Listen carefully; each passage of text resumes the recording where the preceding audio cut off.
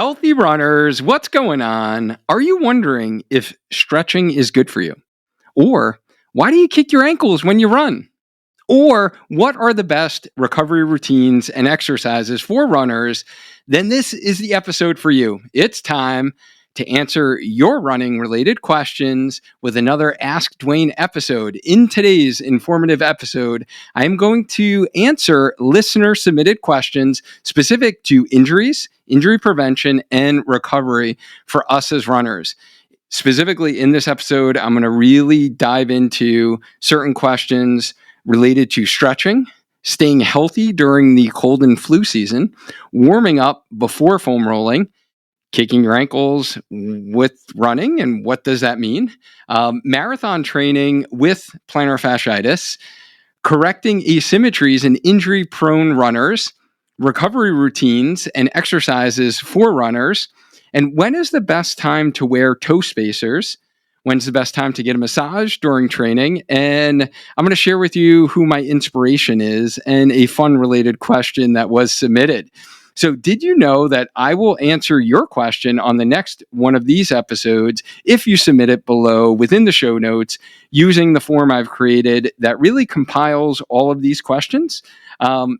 When we get enough questions, then we do an episode just like this, where I will answer them live on the show. So before we get started, I do have one ask of you at the time of this recording. We are sitting at 191 ratings on Spotify. So that is so close to 200. And for all of you Spotify listeners out there who have been getting value from these episodes, can I ask you for one quick favor? Literally takes 3 seconds, is for you to really hit that rating and review. So whatever you think that this show deserves and how many stars, click that little star review in the Healthy Runner podcast page on Spotify. Literally takes 3 seconds. I would greatly appreciate it. It would just help this podcast get to more runners just like you who are looking to get stronger, run faster, and enjoy lifelong injury-free running. And we're so close to 200. So it just helps get the word out, help more runners. I thank you in advance for your consideration. And if you're listening on Apple, of course, they got a rating and review section as well. So I would love if you've gotten any value out of this. It's something that you can really do to help other runners within our community and also just get back to me a little bit, just so this podcast continues to grow and I can continue to do what I'm doing on a weekly basis. And speaking of that, this past week, I'm not sure if you guys noticed. I would love for you to say I didn't notice, Duane, because I am a little type A personality. And this was a really tough decision for me to make, but it was the first week that the podcast went dark in the almost actually the 3.5 years that the podcast has been going. I've been literally publishing an episode every single week, and this past week there was no episode published because I was recharging for mental well-being. And it was the first time in a couple of years that I actually was able to completely unplug for a full vacation with my family before my eldest daughter, Olivia, heads off to college. She's going away to school down in Florida. I live in Connecticut, if you don't know. So it's a good 3-hour plane ride away. So it was really special for me to be able to take this vacation with just the 4 of us. And it meant no coaching, no calls, no content creation, no social media. And what I really was able to focus on was being present during every moment with my girls that the beautiful island of St. Thomas had to offer. I even read a book, guys, that was not business or personal development related. And it wasn't a writing book either. So those are pretty much the only books that I read nowadays. But this was actually a novel on Oprah's list. So I was, I even did that. And that was the feeling of being completely unwound, relaxed, stress-free. is honestly hard for me to put into words, which is something to say from a podcaster who has a lot of words usually, because I rarely encounter the feeling that I had last week. However, I must say that after experiencing it, I do realize that it is something that I really don't want to wait like another 5 years to do a vacation like this. And I want to incorporate into my self-care and mental well-being moving forward. Why, you ask, or maybe wondering? So I can show up to be the best, for myself, for the running community, for my family, as a husband, as a running physical therapist and coach, modeling not only the physical wellness but also the mental wellness that we all need, honestly, in today's world, now more than ever. And heading into my 8th year as an entrepreneur next month, I've learned to respect mental well-being and how important it is. And that is also why, this is the first time that I'm actually sharing this on this channel, why I value my ambassadorship with Lululemon, because they value and model this behavior with their ambassadors. I was actually lucky enough to kind of go on a ambassador onboarding event that they had speakers, and we really focused on being vulnerable and sharing. And it was just great to be with like-minded fitness professionals in the space. And it was just something that I haven't seen in my previous career in terms of faculty or physical therapist, clinical world, having something like what I experienced at the Lululemon Ambassador onboarding event.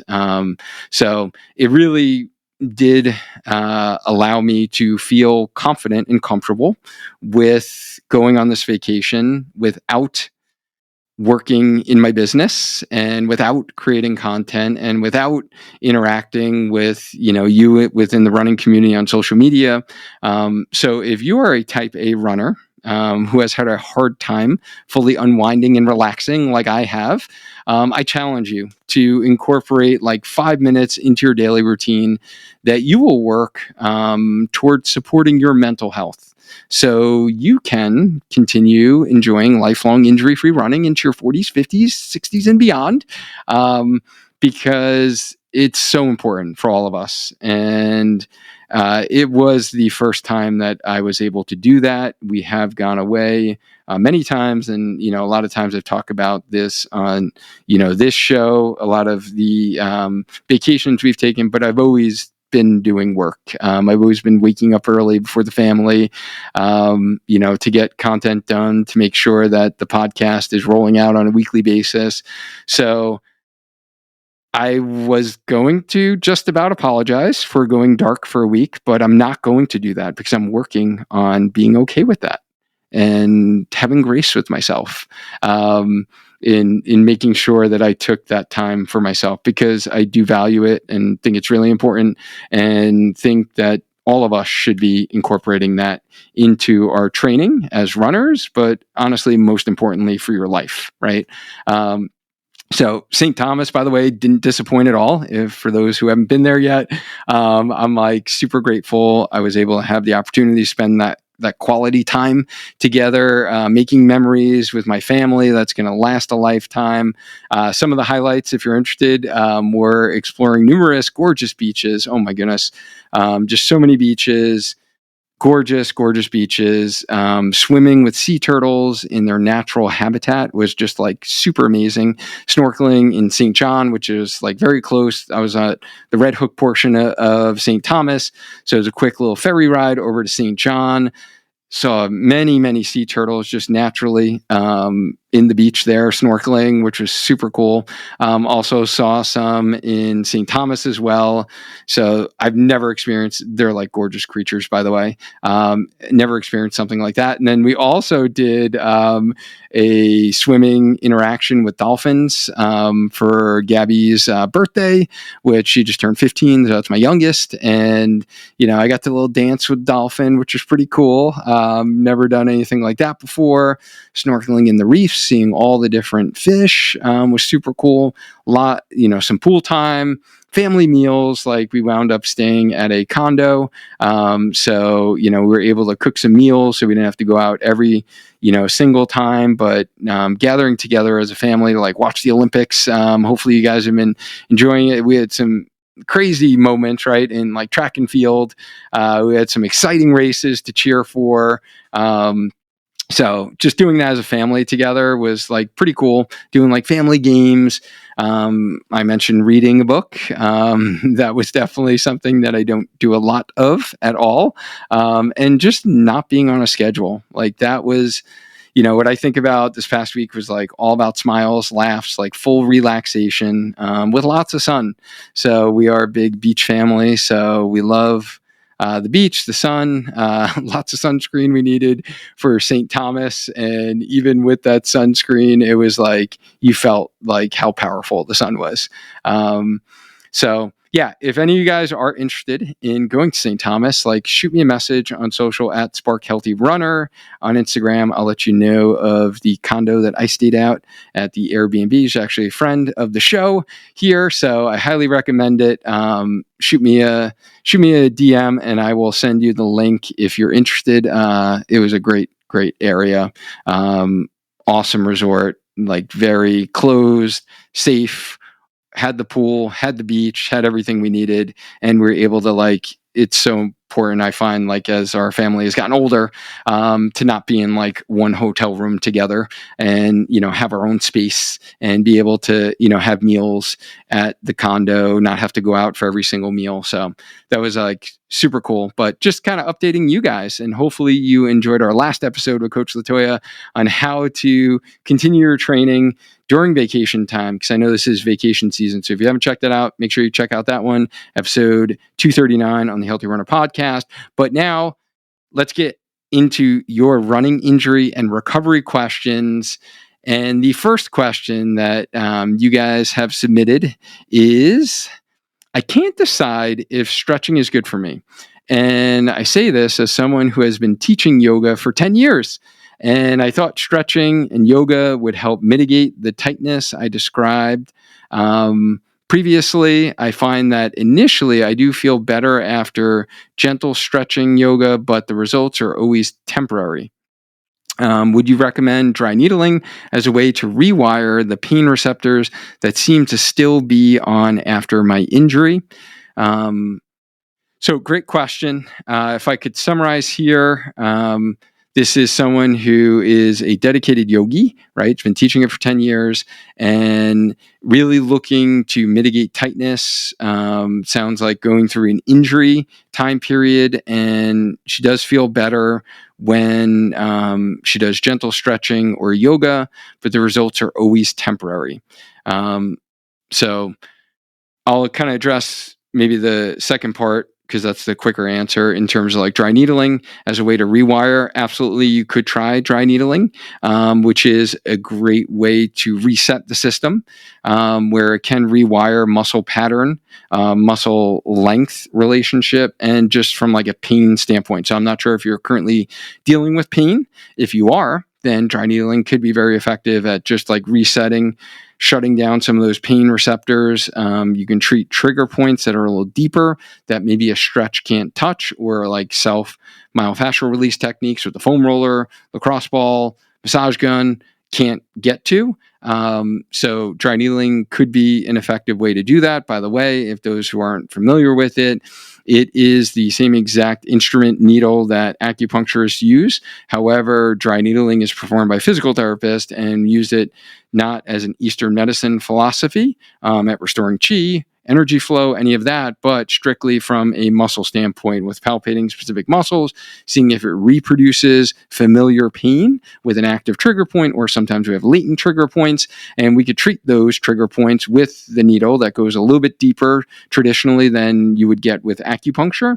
And we're actually looking for a twitch response in the muscle, which kind of resets the system and can help decrease pain, as well as either inhibit muscles that are in spasm or too quote unquote tight, we'll call it, or can facilitate muscles that are kind of quote unquote sleepy or inactive, right? So kind of treat muscle imbalances. So dry needling could be effective, and that might be something you might want to try. And then going to the stretching part is, it really depends.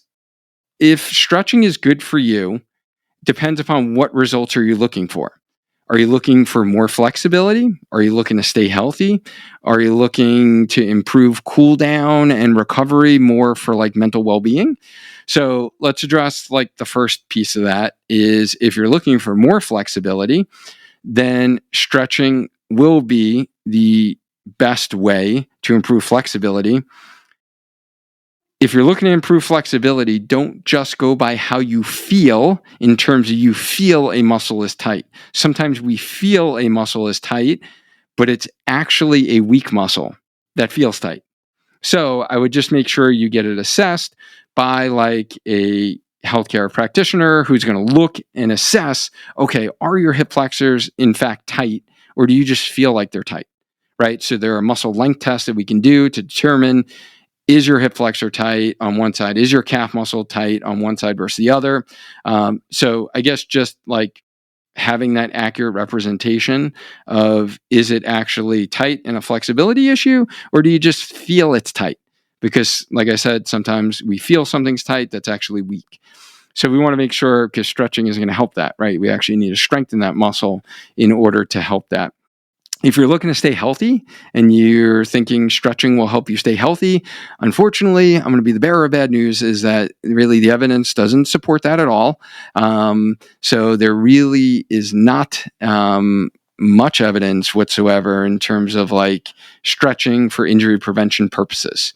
So, if you've been assessed, and I've assessed many runners who might have tight hip flexors, might have some tight quads that are related to why they're getting low back pain with running, or related to why they're getting, let's say they're lacking, propulsion, or they're getting some front of the hip pain with running, then I might have them do isolated rectus femoris, one of the quads that's hip flexor stretching after their runs, right, to address that. Or the other most common thing that I see in runners is tight calf muscles, specifically the gastroc muscle, that is limiting ankle mobility, right? So if that's tied to a reason why you're getting plantar fasciitis, or you're getting Achilles tendon pain, or you are getting reoccurring runner's knee or patellofemoral pain, like having tight calf muscles could be a contributing factor to that.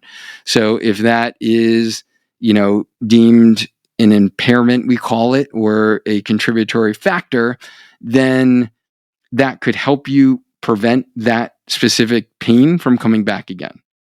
But I wouldn't just do like a global stretch routine with the goal and the purpose of like injury prevention for you as a runner. Hopefully that makes sense. And then, the other area that I can see, specifically stretching with yoga to be like super effective is from like a cool down standpoint, a recovery standpoint, more for like mental well-being standpoint. Like all of those things are necessary. Like I put that in the recovery bucket that we're going to get into in a little bit for us as runners. So that's where I see the most benefit to that. Will it hurt you to do stretching? No, it won't hurt you unless you're like super flexible and you are, a previous performing artist athlete, right? Say you were a dancer, say you were a gymnast, you're a yogi, and you're like super Gumby flexible, and your main goal is to run healthy, and you really don't have the strength, and maybe the time that you're spending doing a lot of yoga, a lot of stretching could probably be spent better use of your time strengthening and stabilizing your muscles. So that's like the only, scenario that I can think of that it probably wouldn't be great to add a whole lot in. So I know I gave it a lot of depends answers, and it really depend upon what you were looking for in your question, if stretching is good for you.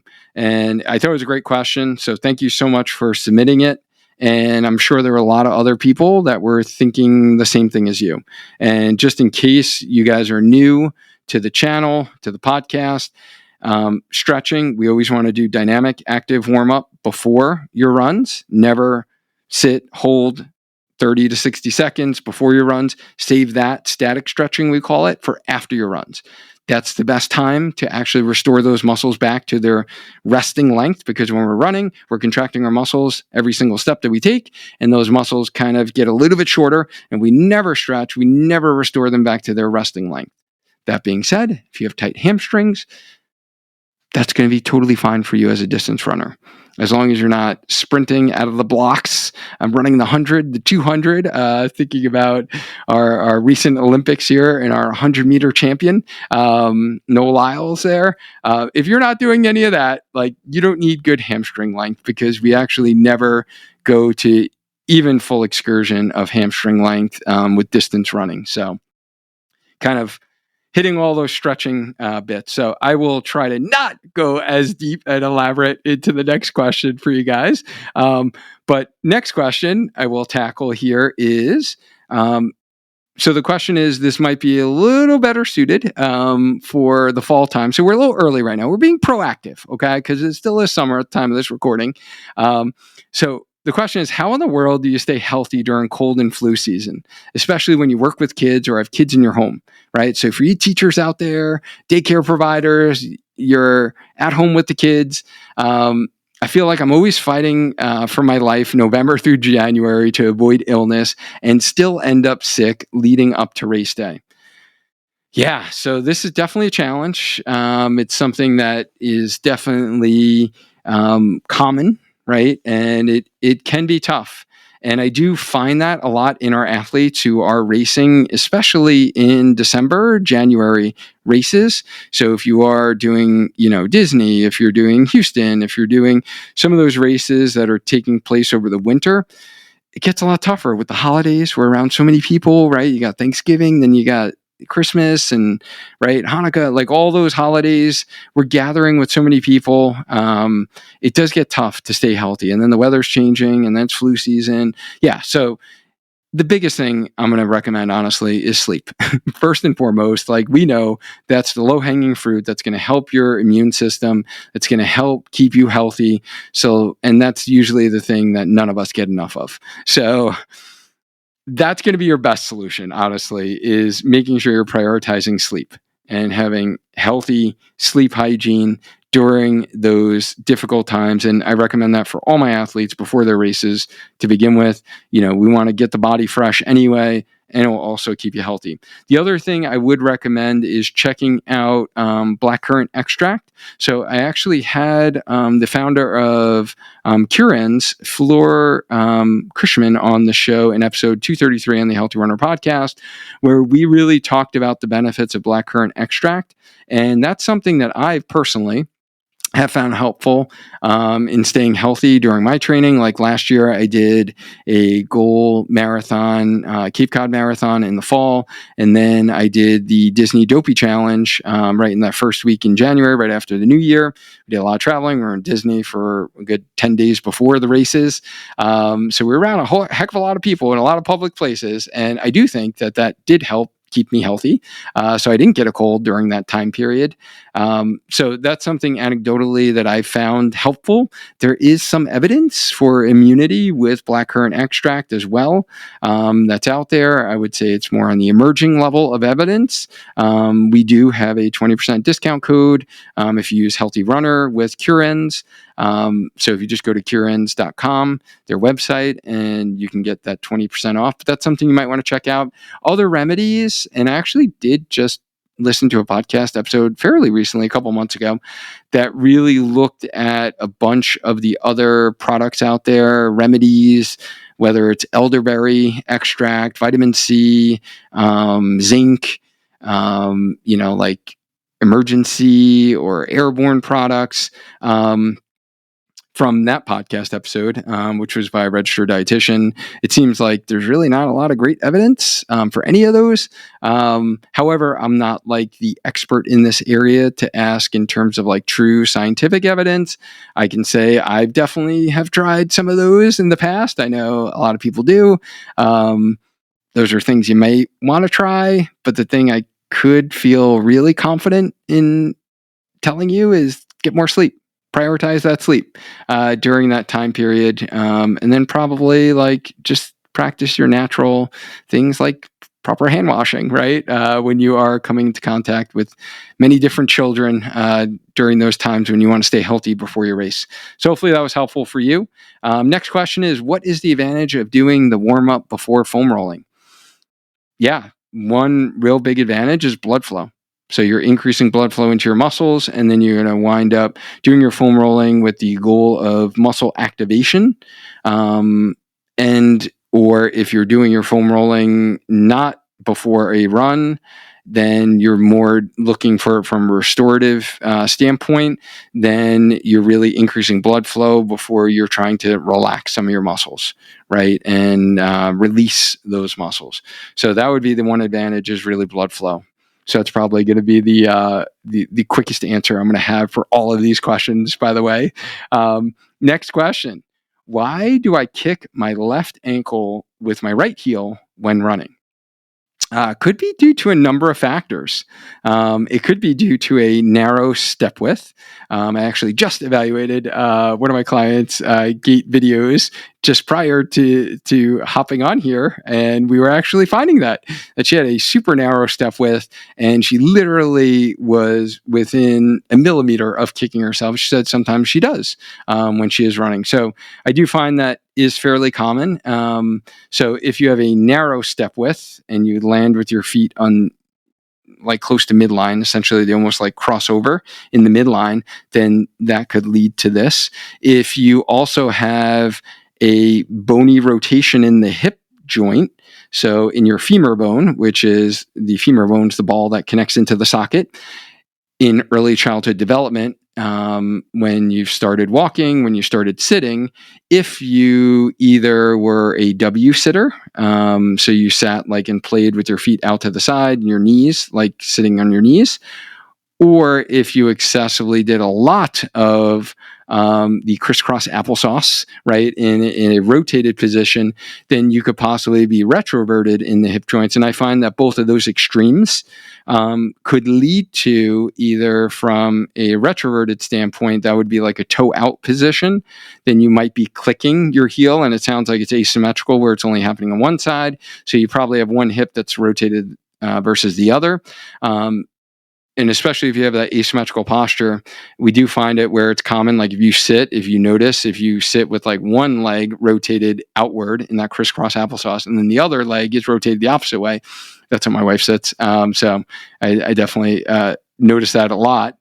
You might have one hip that's retroverted, one that's antiverted. The other reason that this could occur is if you have what we call a hip drop with running. So if you're dropping on one side, that's going to usually cause your knee to cave in, your foot to collapse, more of this collapsing type gait pattern with running. And when all of that collapses, you actually lack propelling off the inside of your big toe, and it changes the swing phase. So you sometimes have to compensate and circumduct the lower leg when you swing, and you might kick the other side. So what I would recommend, the moral of the story here, is you seeing a good PT who can do a gait analysis and really determine the true root cause of why you are hitting your heel into your ankle when you're running, and then they can provide you the necessary exercises to fix it. Right. So that's what I do with my athletes when I'm analyzing their gait videos of everyone that I work with. So that's what I would recommend. So there are, unfortunately, a lot of reasons why you could be kicking your ankle there. So you need to figure out what is that reason, and get it analyzed, and, go through a movement analysis and really come up with that, and to get the right exercise that's going to help with that, or possibly some gait retraining with your running.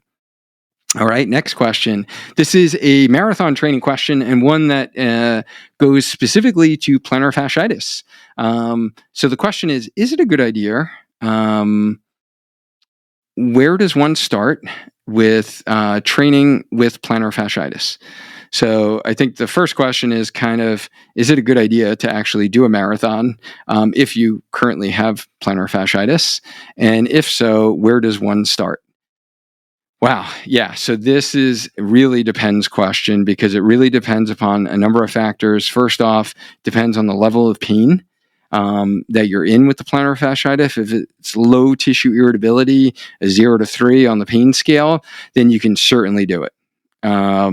If it's higher and it's been going on for a while at a higher pain level, and you've already tried, you've seen a medical practitioner, you've tried some strategies, and it's still lingering, and it is a higher level of pain, then it most likely will not be the best recommendation to, do this specific marathon. Let's say it's within 12 weeks, 16 weeks. However, if you haven't had it very long, it's kind of new, and you really haven't tried any strategies yet, you haven't seen a good healthcare provider, then you can definitely, run a marathon. So you just need to see like a running specific healthcare provider who's not going to tell you to stop running until your pain goes away. Because usually that leads to not actually building in the training, the fitness, the long runs that are necessary to actually finish the marathon and actually finish feeling good and actually finish it without like getting another injury because you've compensated. So you really want to work with someone who's going to guide you. So if you have a local PT that focuses on runners, then they're going to be able to help you with that. If not, then perhaps it might be a good idea for us to team up, where I would just like guide you through the injury, provide you the strength exercises for running, take care of your marathon run plan to make sure that it's appropriate for where you are in your plantar fasciitis journey. So I just did an episode on this. So check out episode 237 on the Healthy Runner podcast, and you'll get a more in-depth analysis of other plantar fasciitis tips, and then also examples of athletes and like their stories that I shared on people that I've worked with who were battling plantar fasciitis and went on to actually run a marathon. So also the other reference I will point you in the direction of, in case you haven't seen it, is my free plantar fasciitis ebook for runners. You can get that download by just going to learn.sparkhealthyrunner.com/foot pain. Great question. Thank you for the submission.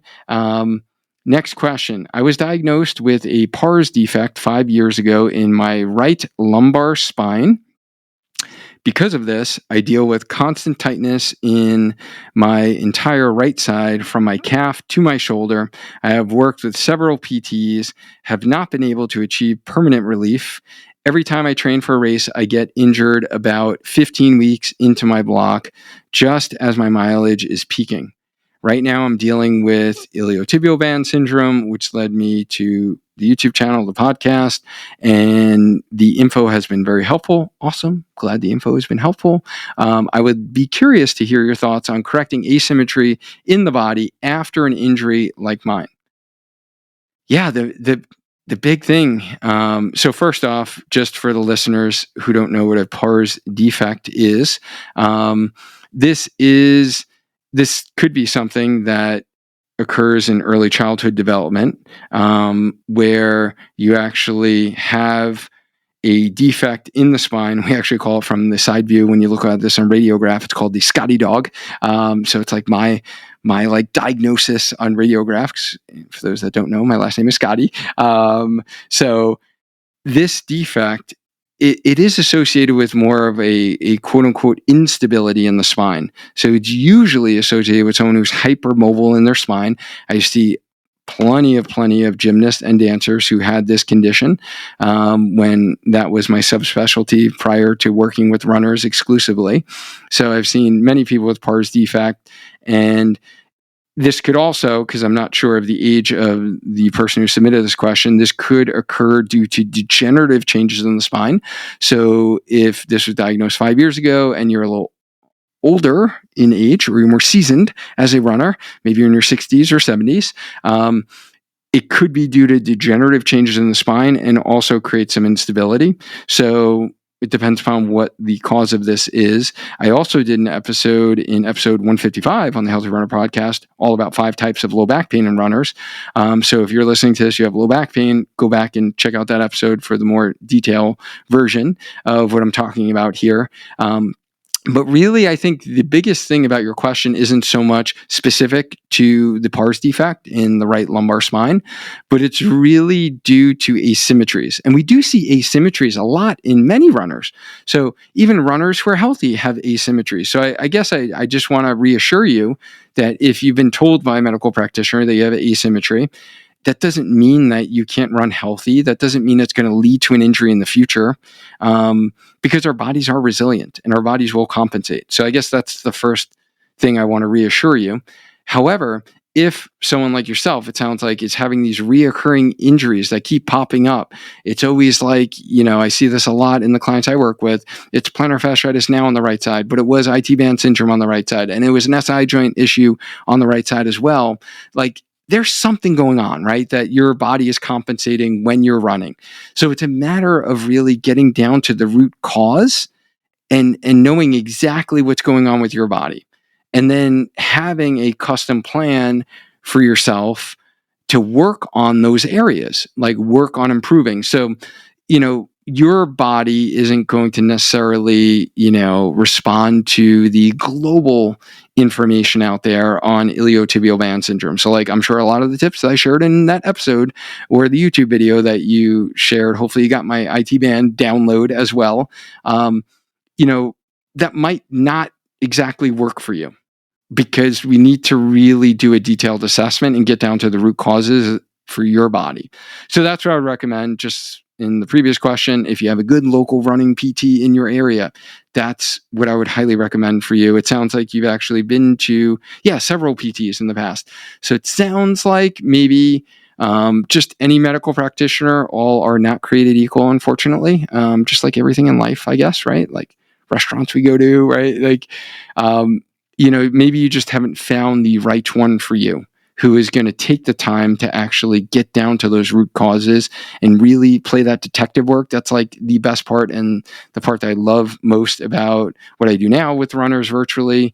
But when I used to treat runners in the clinic, when I used to teach my PT students as a faculty member, is like the detective work and diagnosing and getting down to those root causes to prevent pain from coming back, because you don't want to just decrease pain and get rid of pain, but we need to figure out how we're going to prevent this from coming back. And your question really speaks to a common problem that a lot of runners have, is like chronic reoccurring issues that keep popping up due to asymmetries.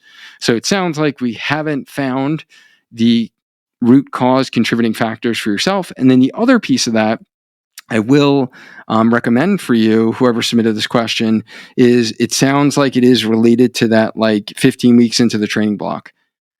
So are you working with a coach, right? Or are you just like following a generic plan for, I'm not sure if you're doing marathon training, half marathon training, because there's something there that's not working as well. So whether it's you're running your easy runs too fast, you're building up your mileage too quick, you're not doing the right speed work that you need for your body.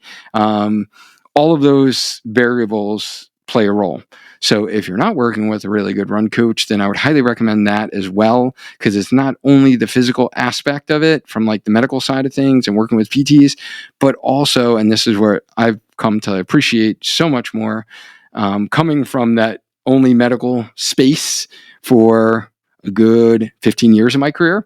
And then the last 5 years of my career, becoming a run coach and now doing what I do now in programming and run coaching, is I see the best results in my athletes getting over pain and reoccurring injuries, because I've blended the run plan to the rehab specific exercises, or the specific exercises based upon like PT training, muscle imbalances that I designed for my athletes. So if you haven't tried that, I would highly recommend the coaching aspect as well. So hopefully that was helpful for you. And that concludes like all the kind of injury prevention, injury questions that I received. So now we're going to kind of switch gears, segue into recovery specific questions. So these are just, I kind of compiled these that really related to more recovery. And in our 6 steps to growing as a runner, the recovery bucket, these all kind of fit in that bucket. So first question is, what are your recovery routines? What other exercises or cross training do you do on a regular basis? So first off, recovery routines. When I look at recovery, I really think of 7 steps. First is rest days. you need rest days in your training, meaning no run, no strength, at minimum 1 day a week, depending upon what you do, your level of fitness, work, all of those things. Sometimes some of my athletes, I program 2 full rest recovery days into their training. 2, sleep. I mentioned it earlier for immunity, but it's the low-hanging fruit. It is something you need to prioritize for recovery, and it's free, right? All of us can do it.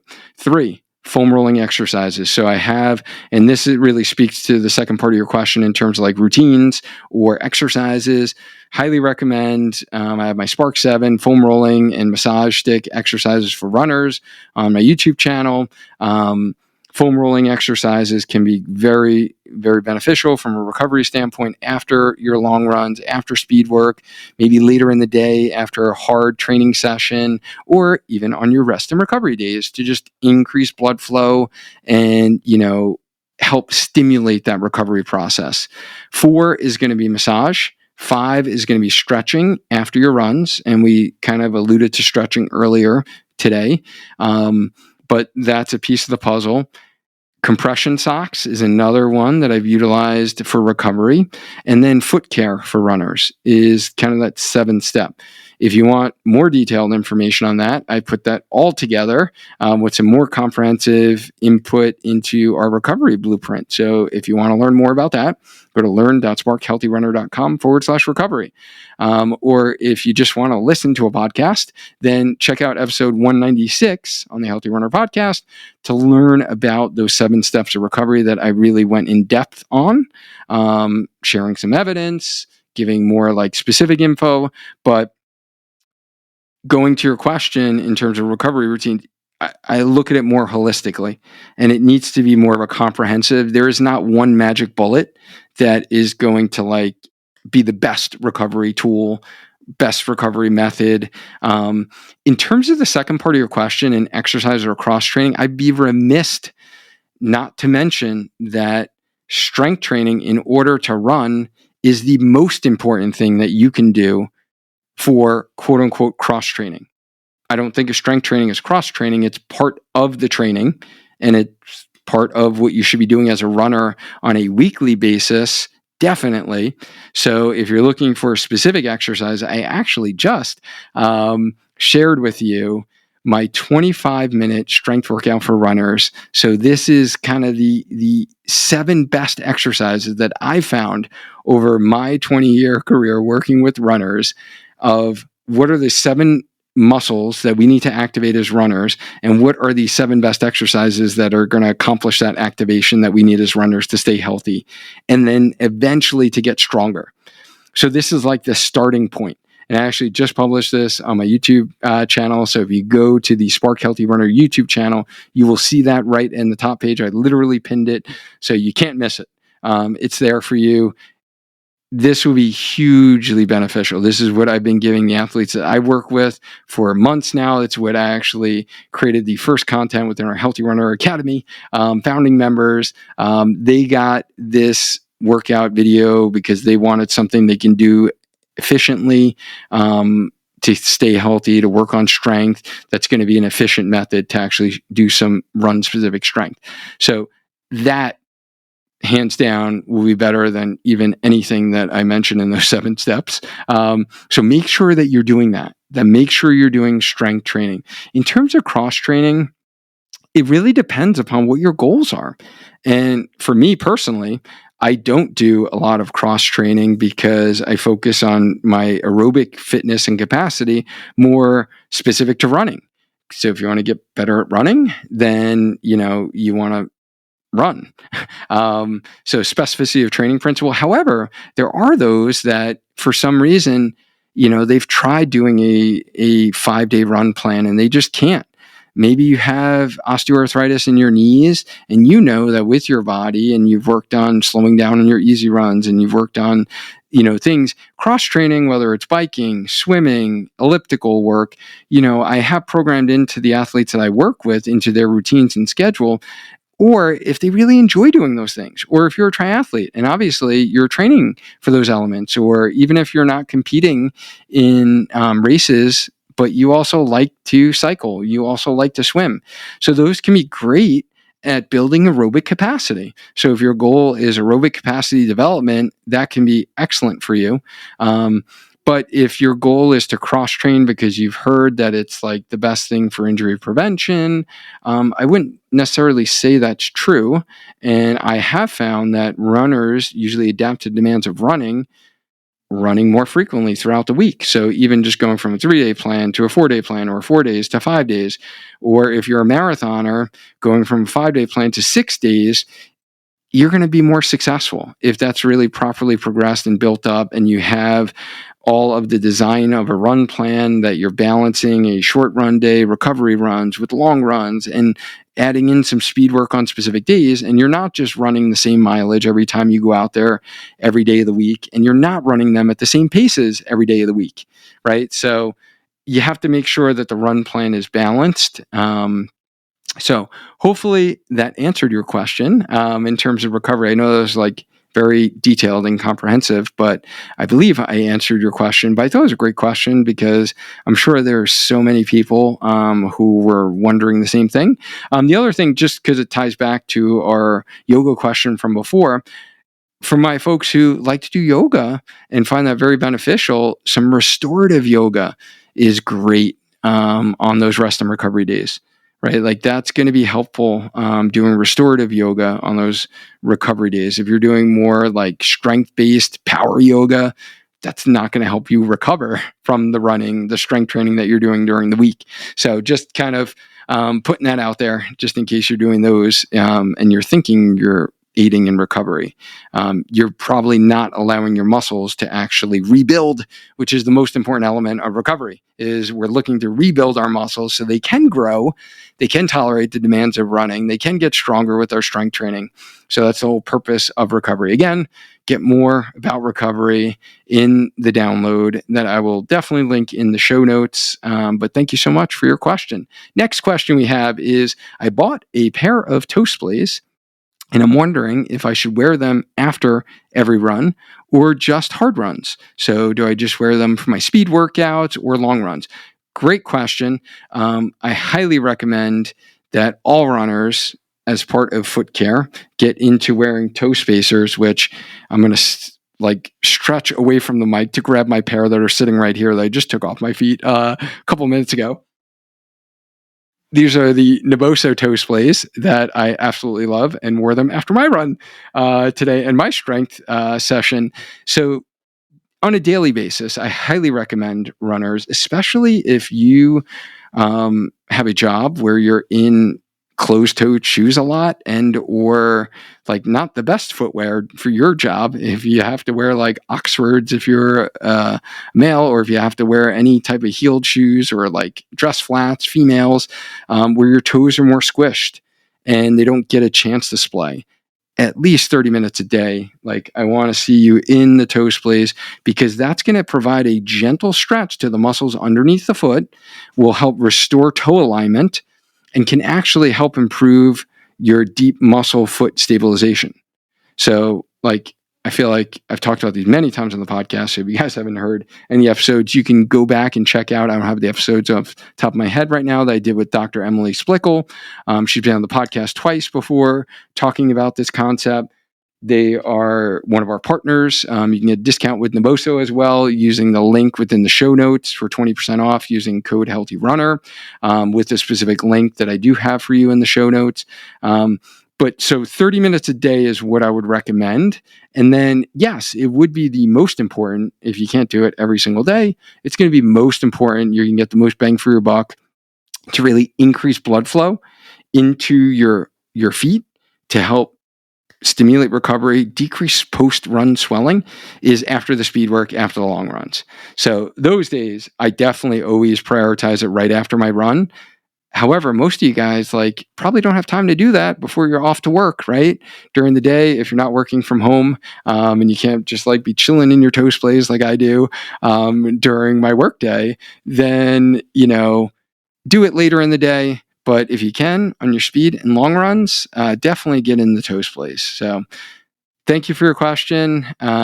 Excellent question. And let me not forget to add this, because I haven't mentioned this a lot on the podcast, and I get this from clients who I start working with, and they're using the toe splays for running. Please do not do this. I would not recommend that whatsoever. And I feel like we haven't specifically said that, Dr. Emily or I.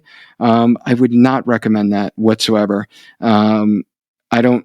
I don't really see any instance where it will be beneficial. I think the amount of forces and stresses it's going to put your metatarsals in is probably going to increase stress to that area for running, because it's repetitive in nature. I have worn them for my strength training, though, and do feel that it will help with muscle foot activation. However, that is after I got used to wearing them non-weight bearing for months, right? Wearing them for hours at a time. So my feet were used to them. So I wouldn't go out of the gates, if it's your first time wearing toe splays, to like wear them for strength training. Because you're like Duane said, I'd wear it for strength training. But I've had many people who have told me they started wearing them for running, and now they're getting some foot pain and toe pain. Please don't wear them for running. And gradually build into wearing them non-weight bearing, right? On your recliner, on your couch, laying in bed at the end of your day, kicking off. It's going to feel great. Your feet are going to feel amazing. Honestly, you feel like recovery happening. You're going to like that nice little gentle stretch. When you take them off, you're like, oh, my feet feel a little better here.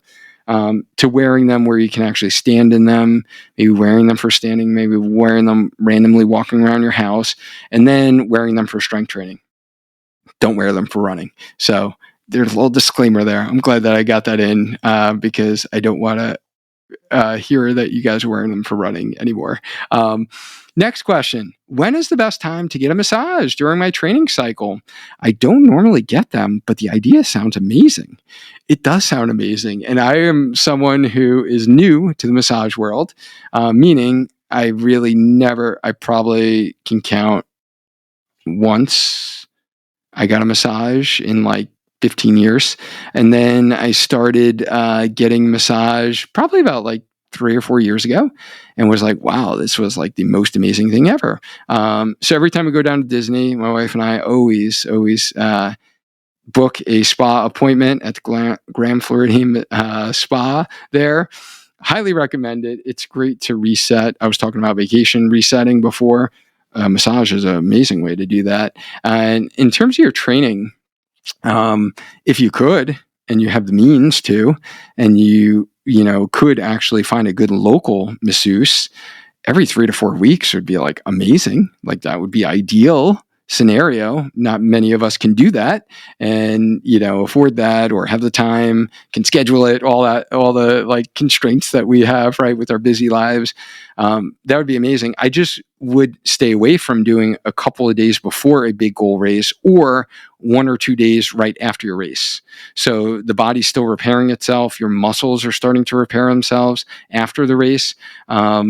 So that's why I'm not a huge fan of getting a massage right after a really hard race. So like if you're doing a race and you're out there kind of for fun, you're not pushing to a 9-10 effort level, huffing and puffing, you're pushing your body to its end limits, you can definitely do a massage right after the race. And you'll see a lot of races have massage therapists there giving massages.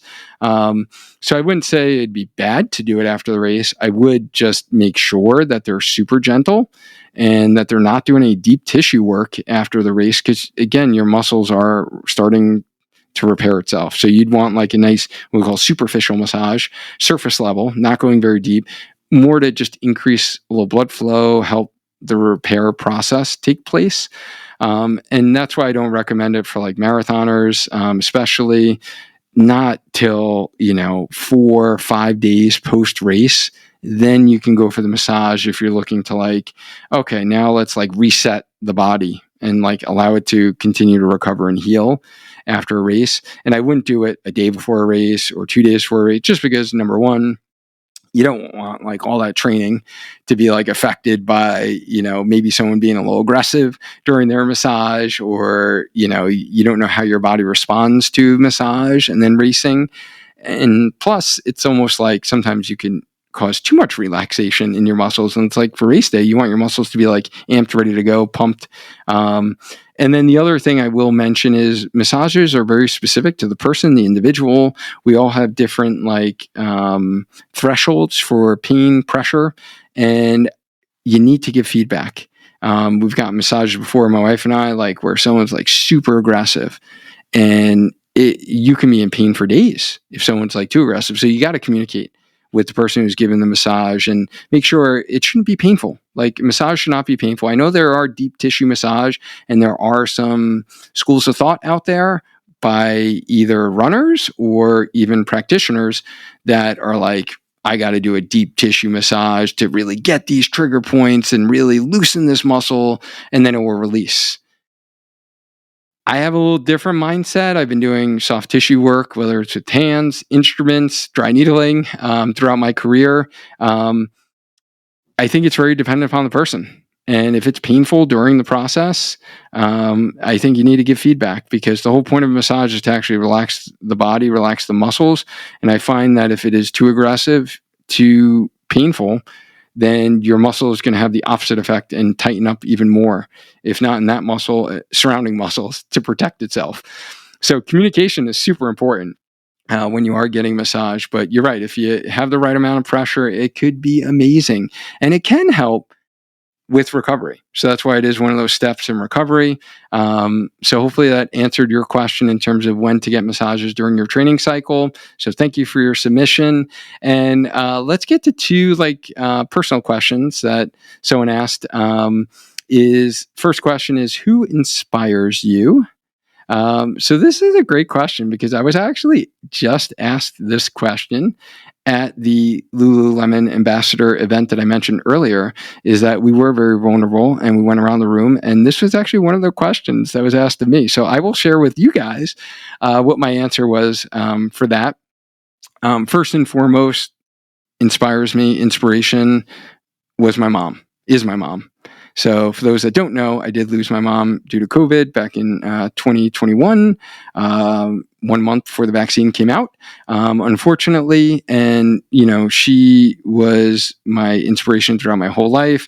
Single mom, raising 3 kids. We were on welfare. So I remember the food stamps, like going food shop and all that. She went back to college just to get a better job, was balancing going to school as a mom of 3 during the day and working nights, so we can be able to pave a better path, right? And we can be able to go to college, and we all did, and all became, career professionals. So she was my inspiration for her sacrifice.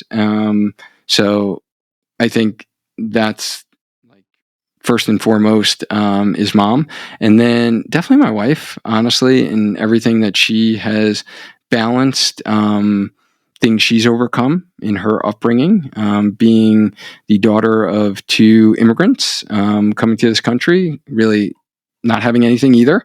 And then they had, businesses that they started, and things that she's overcome in her life, her balancing, honestly, everything that she balances as a working mom, and our girls, and, dealing with all of my career changes and going back to school in my 30s when my daughters were younger, to pursue academia, doing the PhD years, doing the academia, starting a business, the entrepreneurial journey. So definitely, everything that she balances and juggles, here at home, and she's overcome herself, is definitely inspiring. And then honestly, I get inspired by my girls. They're just amazing. And, each of them in their own way has inspired me. And I just love what they've been able to accomplish. I just love, that the sky's the limit for them. And they can overcome hard things. And if you guys have teenagers, and especially females, it's freaking hard in this day and age with social media. And, I just think about all of the social pressures we had as kids growing up. And now I find it's honestly a lot worse with social media, and just the FOMO and just seeing what happens and everyone seeing everything that everyone's doing and knowing exactly where they are on Snap Map and all that stuff. So they inspire me. Olivia is our hard worker. She's always been active. She started with gymnastics and then went into volleyball. She's never been the most talented kid by any means, but she's always she grinds it out. And that's inspirational to me because she's always kept chipping away, right? She was never top of the podium in gymnastics, always getting the medals, but she kept chipping away and advancing. And then the same thing with volleyball. When she started, she kept chipping away to eventually become starting libero her senior year in high school and, getting on the club team that she wanted to. And, really kind of continually improving, right? Things don't come easy for her. So that's an inspiration for me to see that. And then Gabby, on the other hand, she is a little bit more the natural, talented kind of athlete. But she struggles with things of overcoming anxiety and all those challenges and pressures. And so she inspires me as well. So just those are the people, all the ladies in my life. And it all starts with mom, who inspire me, honestly. Have I been inspired by other athletes, other runners? Of course. But again, they're not as close to my life. And, it's the people that I'm surrounded by kind of inspire me. And I get inspired by a lot of the athletes I work with and seeing what they overcome, seeing what they balance as busy working moms and, kind of doing training, overcoming injuries, balancing everything at home, balancing a job, that inspires me as well. So sorry to get a little personal with the guys here, but I figured, hey, might as well be vulnerable. I shared it with our Lulu crew, and I'll share it with you guys here since the question was asked and was submitted. So yeah, you guys submit questions. I'm going to answer every one of them. So yeah, there's the call to action again to submit your question. And another last fun related question I will answer is, where is the best ice cream place near you? How would you rate it on a scale of 1 to Leopold's in Savannah? So, first off, I did not know of Leopold's in Savannah when I visited Savannah last summer. So I wish I did know about it because I would have definitely checked it out because it sounds like it's the Mecca of Savannah. So yeah, great question. A little tough question for me to answer because I am lactose intolerant, so I don't have regular ice cream. However, I will tell you that I love vegan ice cream. So whether it is finding a Ben and Jerry's and having the vegan varieties that they offer with almond milk, those are very good. And then we just actually came back from Boston 2 days ago, which I was on Newbury Street. Actually went to the Lululemon on Newbury Street in Boston while my girls were at a concert at Fenway. So my wife and I walked over there and came across a nice little place called Emac and Bolio's Ice Cream. So for those in the Boston area, you guys are probably familiar with them. They've been around a while, and they had some awesome vegan ice cream. So they had 3 different varieties, and yeah, my wife and I each got one of them, and both of them tasted amazing. So I would say that. And then if you're looking for regular ice cream in the Connecticut area, my girls love Sweet Claude's in Cheshire is kind of I would say the best in this area. The next town over, Hamden, has Wentworth's, which is a pretty big one right next to Quinnipiac University, which is all handmade ice cream as well. And then my girls also love, when we go up to West Hartford in Connecticut, Milkcraft. So that's one that they absolutely love. So those are the ice cream related questions. So guys, just recapping everything that kind of we covered today. Not only did we learn about ice cream and my inspiration, but we really covered stretching. Is it good for you? Staying healthy during cold and flu season, warming up before foam rolling. What are the benefits of that? We talked about why we're kicking our ankles when we're running. Talked about if we can marathon train with plantar fasciitis. We talked about asymmetries in injury prone runners, as well as recovery routines and exercise for runners. We talked about toe spacers, when's the best time to wear them, talked about like best time to get a massage. And if you've struggled with some of the injuries that we talked about today and don't know how to recover properly during your training, then it might be a good fit for us to work together with me as your running physical therapist and coach, with my signature 16-week coaching program in which I combine the rehab, strength training for running, and run coaching elements all in one.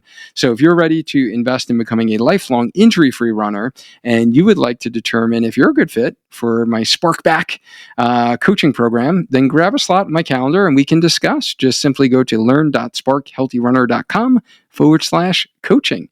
And guys, I really hope that you enjoyed this episode. Hopefully you learned a little something. And I, as always, like appreciate you guys taking the time out of your day. I understand you have a lot of options out there to like listen to for podcast or videos to find on YouTube. So whether you're on a run, you're on like your commute, maybe you're doing some cleaning around the house and you're listening, like I appreciate you. I just want you to know that from the bottom of my heart. And if you're watching the Spark Healthy Runner YouTube channel, I appreciate all of you as well.